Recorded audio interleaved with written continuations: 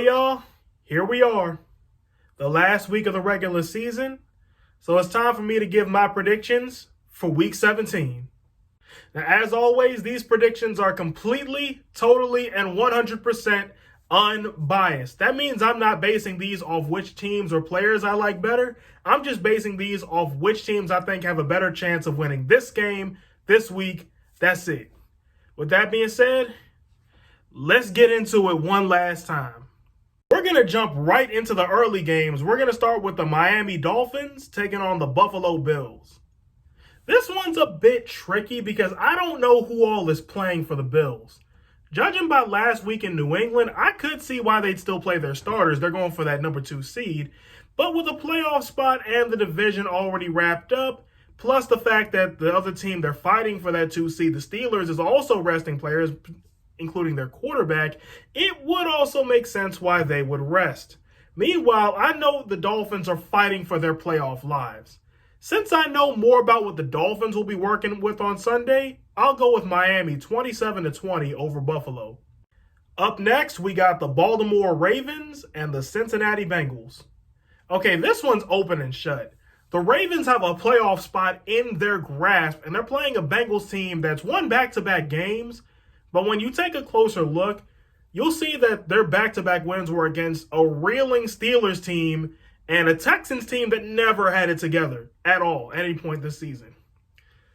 So needless to say, neither team is as red hot as the Ravens are coming into this one. The Bengals may want to play spoiler, which may keep it close, it may not. But seeing as how the Ravens only have one loss against a sub-500 team, it's not likely that the spoiler thing is going to be enough. In conclusion, Baltimore rolls in this one 38-10 over Cincinnati. Up next, we got the Pittsburgh Steelers and the Cleveland Browns. This is a classic case of things not being as they seem. Yes, the Steelers did pull off an incredible comeback last week against the Colts, but with Mason Rudolph getting the nod as the starting quarterback, it stands to reason the Steelers may be resting more of their key pieces as well. Yes, the Browns did just lose to the Jets, but most of their receivers were on the COVID list due to contract tracing, and it stands to reason they'll get some back this week.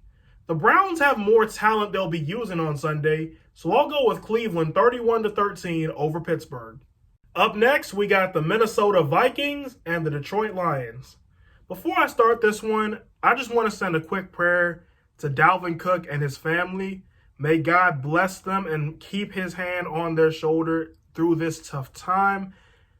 Amen. So as for this game, obviously Dalvin Cook is not playing. Again, I wish the brother well. And that's gonna be a big loss for the Vikings, seeing as how Cook was the main reason they won last time they played the Lions. So with this, with Dalvin Cook's absence, I think I'm gonna go with Detroit 24-21 over Minnesota. Up next, we got the New York Jets and the New England Patriots. The phrase playing for pride comes to mind here. This is exactly what the Jets have been doing for the last month and a half, while the Patriots haven't looked the same since they beat the Chargers. Add on that even when the Patriots were in the thick of the playoff hunt, they narrowly avoided a loss to these same Jets. For this reason, I'll go with New York 24-20 over New England. Up next, we got the Dallas Cowboys and the New York Giants. This one's a bit tricky too. On the one hand, the Giants have the advantage on defense hands down. But on the other hand, the Cowboys have an equally big advantage on offense, and they've been playing with a full head of steam lately. While the Giants, ever since they've left Seattle, the Giants have just looked lost at sea. I went back and forth on this one, but I think I'll go with Dallas 34-17 over New York. Up next, we got the Atlanta Falcons and the Tampa Bay Buccaneers. On paper, the Bucs are the better team, but since they've solidified their spot in the playoffs and it's already certain that they're not going to win the NFC South, it stands to reason that they'd rest their players. Keep in mind, the Bucs didn't rest anybody the last time these two met, and the Falcons nearly pulled off the upset. Seeing as how there's nothing that I could find saying that this can't happen the second time around, I'll make this my upset of the week and take Atlanta 24-13 over Tampa. And now we move to the 4 o'clock slate. First up, we got the Green Bay Packers taking on the Chicago Bears. Okay, this is where things get interesting. The Bears' defense is playing as good as advertised, and their offense even has a spark to it too now. What this really comes down to is, how bad do the Packers want that number one seed? Every time the Packers' resolve has been tested this season, they've passed the test with flying colors, which is exactly why they have my trust this week.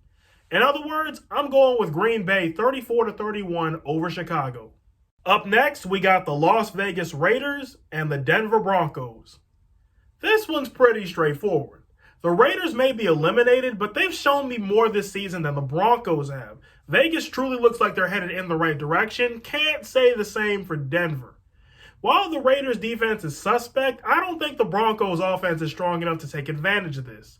For this reason, I'll go with Vegas 31-14 over Denver. Up next, we got the Jacksonville Jaguars and the Indianapolis Colts. This one's open and shut too. The Jaguars have nothing to play for, by which I mean they've already secured the number one pick. While the Colts are fighting for a division title, not to mention you'd think they'd be pretty mad after what happened last time they played the Jaguars. Nothing else needs to be said. Indianapolis rolls in this one 41-10 over Jacksonville. Up next, we got the Los Angeles Chargers and the Kansas City Chiefs. Honestly, I don't see why this game is in the late window. There's nothing on the line here for either team. The Chiefs are going to be resting people, and honestly, it will be a tremendous confidence boost for Justin Herbert if he's able to end his rookie year by going into Arrowhead and winning. In conclusion, I'm going with LA 31-14 over Kansas City. Up next, we got the Arizona Cardinals and the Los Angeles Rams. Nothing quite like an injury bowl with playoffs on the line, right, y'all? The last I heard was Kyler Murray should be good for this game while Jared Goff is out. This is a huge factor in this game, but the question is, can the Cardinals defense match the Rams stop for stop? The answer is, they might not have to. The Rams defense, if anything, has to be better than the Cardinals defense to compensate for their likely lack in offense. Honestly, the Rams defense I feel like is better than the Cardinals, but not that much better. For this reason, I'll go with Arizona 24-21 over LA. Up next, we got the Seattle Seahawks and the San Francisco 49ers. This one I kind of understand being in the late window, since these are two West Coast teams, which essentially makes it an early game. Now, I don't know how many people the Seahawks are resting. Word is, it's not that many, though. I can tell by the Niners' last two offensive performances that the game should at least be close through the first half. So that might be something to keep an eye on. This one's going to be closer than people expect, but I'll go with Seattle 27-24 over San Francisco. Up next, we got the New Orleans Saints and the Carolina Panthers. Not going to lie to you, I don't see why this game's in the late window either. The Panthers defense has been clicking the last 2 weeks, but so has the Saints defense. The question is, which force is stronger? The Saints have a sense of urgency to them, which may be a deciding factor here. Add on that Carolina throughout the season has had trouble closing games. For this reason, I'll go with New Orleans 27-17 over Carolina. Up next, we got the Tennessee Titans and the Houston Texans. This one's open and shut. The Titans are not just fighting for a division title, but their playoff lives, and now they face a Texans team that just got done losing to the Bengals. Add on, the Texans have been notorious for struggling against the run this season, which doesn't bode well when you have to stop Derrick Henry. In conclusion, I'm going with Tennessee 34-17 over Houston. Well, here we are, y'all. The final game of the regular season. The Washington football team taking on the Philadelphia Eagles. Before I start, I just want to point out I went the whole season without saying Washington's old name. I don't think I deserve praise for this. I don't think I deserve credit. I just say this to say it was not that hard of a transition for me. So some of y'all don't have an excuse because it wasn't that damn hard. As for the game in question, Washington suffered a bad loss last week, but they've shown their ability to rebound at multiple points this season, including when these two met in Landover, which leads me to believe that Washington may have the mental advantage here. All signs point to Washington, so that's where I'm going. Washington wins it 24-20. Well, that's my picks. That's all of my picks. Honestly, I just want to thank you guys for being with me on this journey. I've had some good weeks, I've had some bad weeks, but through all the ups and downs, you guys have always been there right by my side. And honestly, I just want to say thank you.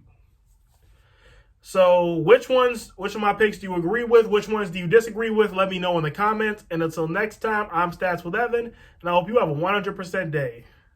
Just one more time, thank you.